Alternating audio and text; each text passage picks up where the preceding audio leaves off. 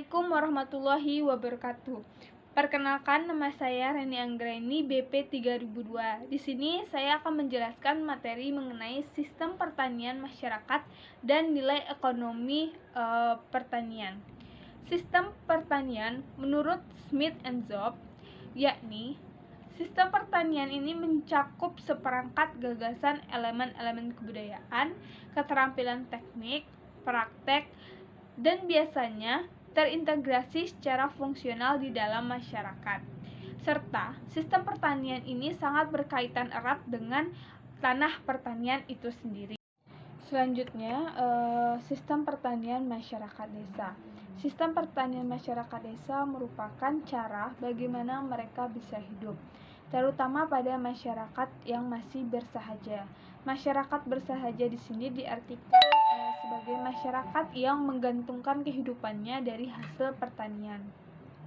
Jadi, sistem pertanian masyarakat desa dan sistem ekonominya biasanya itu sangat identik atau sangat saling berkaitan. Jadi, dapat diartikan bahwa sistem pertanian mereka ini sebagai cara pemenuhan keperluan jasmaniah sebagai manusia. Dari beberapa faktor, terdapat faktor yang mempengaruhi sistem perekonomian. Yang pertama itu ada keluarga, faktor tanah, dan pasar. Selanjutnya, sistem pertanian menurut Whittlesey. Menurut Whittlesey, dia mengungkapkan ada 9 corak sistem pertanian. Yang pertama, bercocok tanam di ladang. Yang kedua, bercocok tanam tanpa irigasi yang menetap.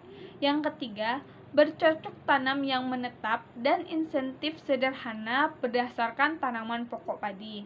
Yang keempat, bercocok tanam yang menetap dan insentif dalam irigasi sederhana tanpa padi.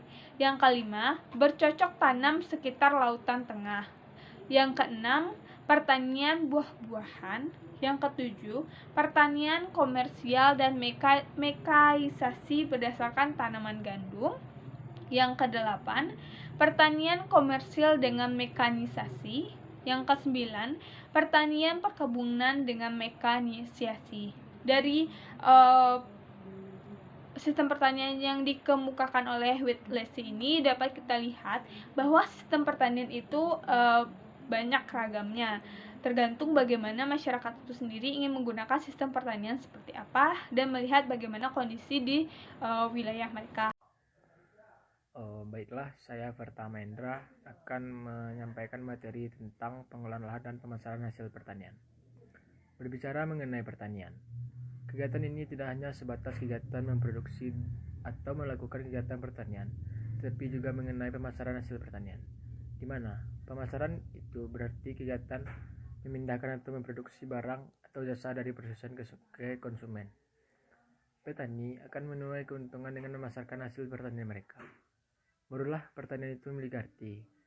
Namun kita juga harus melihat permasalahan dalam pemasaran hasil pertanian itu sendiri.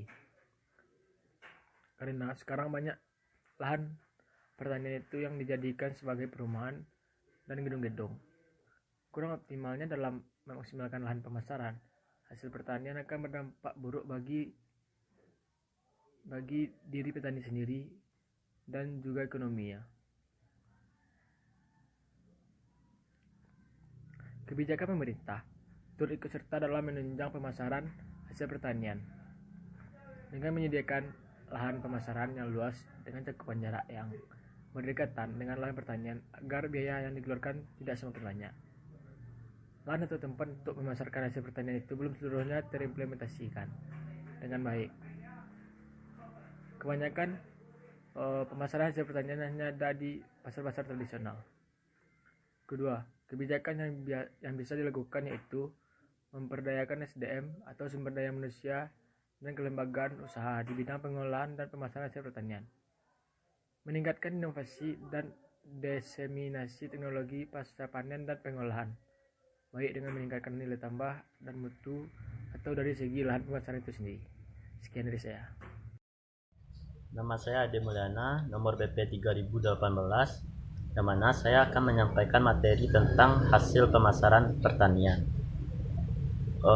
Definisi pemasaran hasil pertanian ialah upaya kegiatan yang mana memperjualbelikan komoditas pertanian kepada masyarakat dengan harapan masyarakat tersebut puas dengan mengkonsumsi komoditas pertanian. Cara-cara strategi pemasaran hasil pertanian.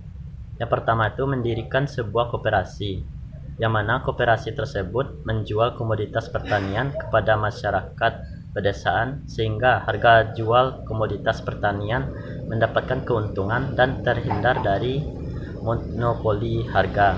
Yang kedua, mengadakan sistem fungsi lelang, di mana harga komoditas bisa dihargai sesuai kebutuhan, yang mana petani di desa tidak rugi dalam memasarkan hasil pertaniannya. Sekian, terima kasih.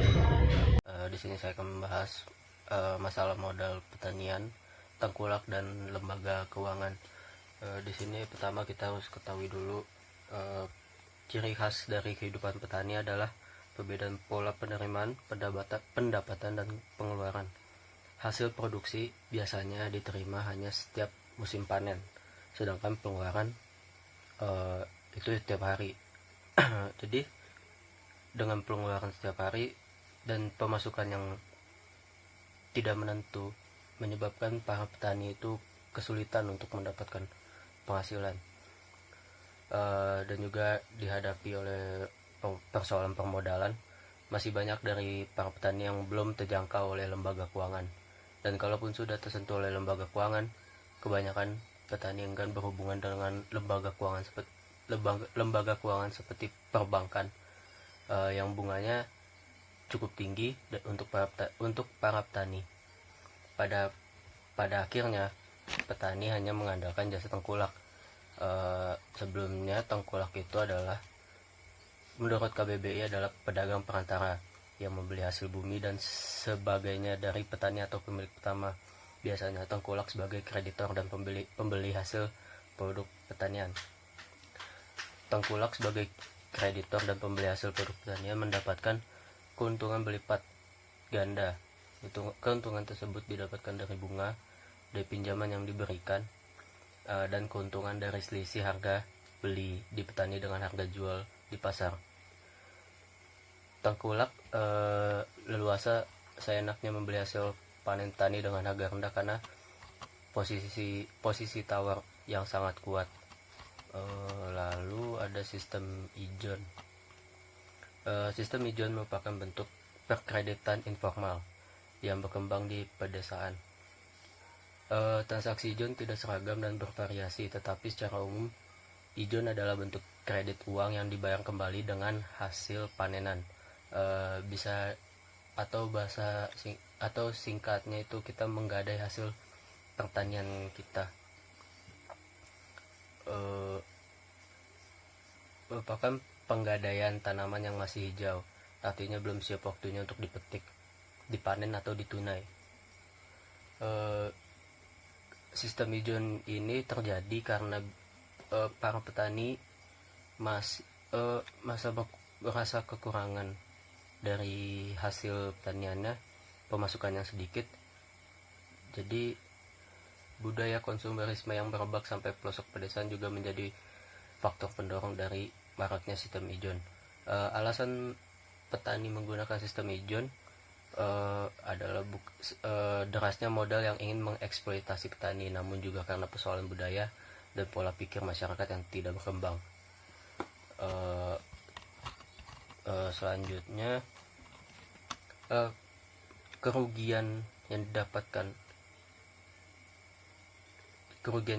oleh petani bekerja sama dengan tengkulak adalah keuntungan hasil tani akan terbagi dengan tengkulak. Jadi petani tidak mendapatkan sepenuhnya, bahkan lebih sering tengkulak mendapatkan keuntungan yang lebih besar dibanding petani. Lalu tengkulak sering menjadi orang yang menentukan harga.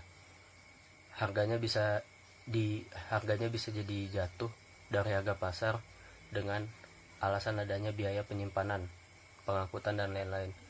Ya karena sama-sama kita tahu